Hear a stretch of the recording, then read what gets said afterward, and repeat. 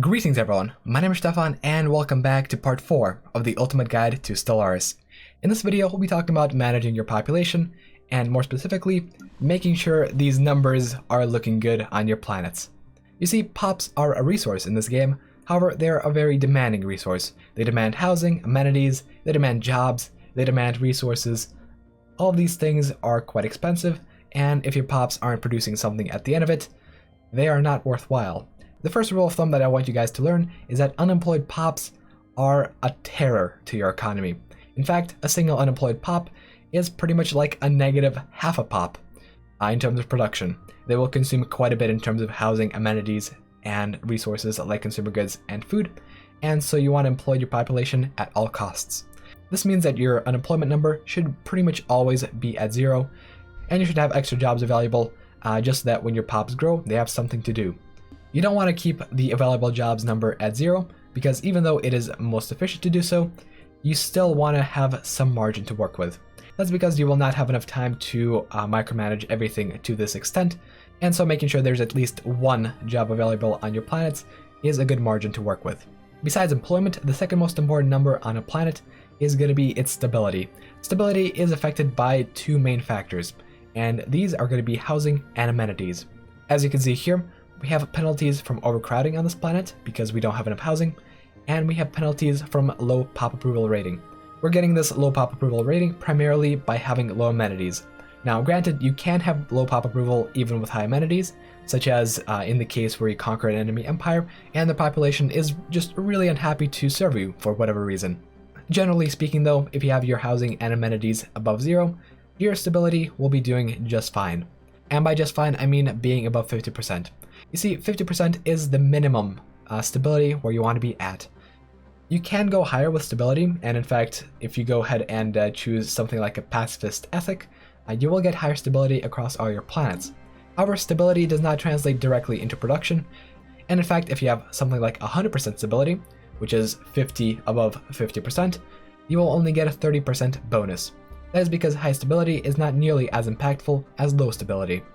As you can see on this planet, since we are 13% below where we want to be, we are getting a 13% penalty to our resources from jobs. We do not want this, and in fact at very low stability, you may even get events on your planets which may cause them to rebel, and you certainly don't want that. Now of course, you can deal with stability by declaring martial law.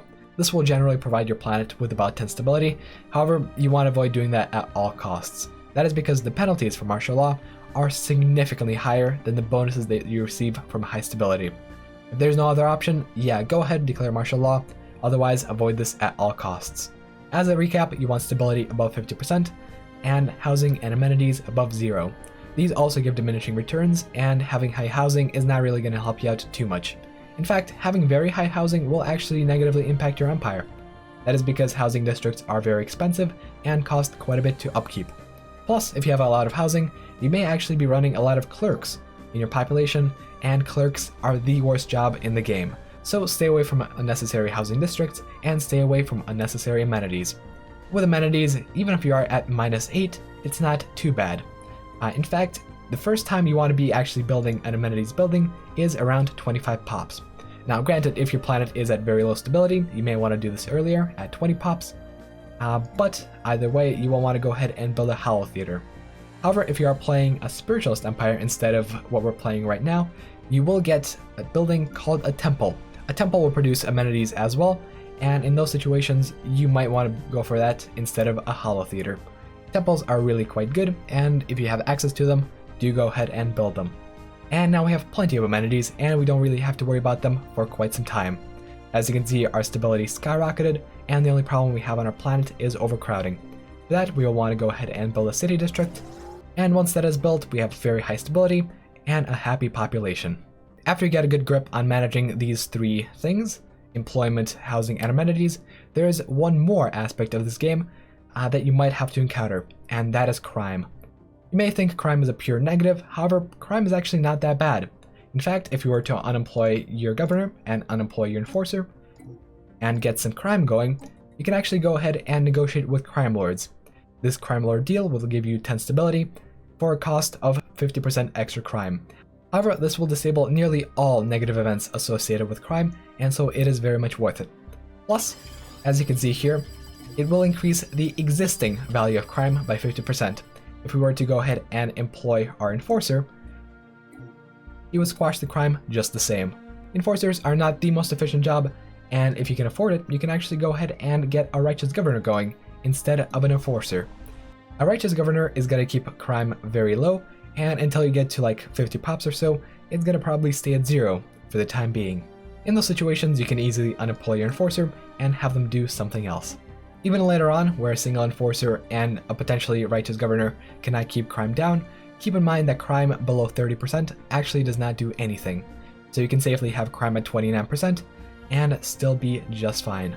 Don't worry about crime too much, and absolutely the last building that you want to be building is a precinct house. If you ever build that, it means that you're doing something very, very wrong. That right there actually about does it for managing your planets efficiently. There are two things that you still have to manage for your population, and those are food and consumer goods. However, those can be very, very easily managed by building more civilian industries and building more farms. One tip that might significantly help you out with consumer goods though is a trade policy. By default, trade is converted into energy credits at a rate of 1:1. However, you can go ahead and choose consumer benefits, and some of that trade will be converted into consumer goods.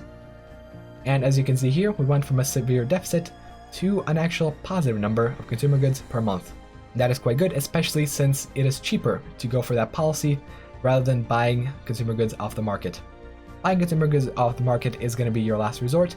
However, if you have to replace a certain building with a consumer goods factory on one of your planets, don't just wait. Buy consumer goods from the market and build one later. However, consumer goods prices will go up very fast, and if you're running a deficit of -20 or more, you really do have to reconsider how many research labs you have. There is such a thing as having too many research labs, and if your economy dies, your research is really not going to matter. And with that, I'll finish up for today, and tomorrow we'll be talking about how to optimize your planets even further. See ya in the next one.